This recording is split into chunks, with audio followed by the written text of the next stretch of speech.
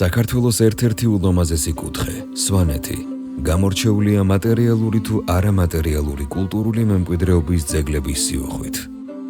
ერთ-ერთი ასეთი დიდი კულტურული და სიმბოლური მნიშვნელობის მატარებელია სვანური ქუდი. სვანური ქუდი ძირითადად სამი ფერისაა, რომელსაც ამ საქმის ოსტატი ქალბატონები კოლხური ჯიშის შავი და თეთრი ცხვრის მატყლისგან ამზადებენ. საზეიმო და სადღესასწაულო დღეებში სვანები თეთრი ფერის ქუდს იხურავენ.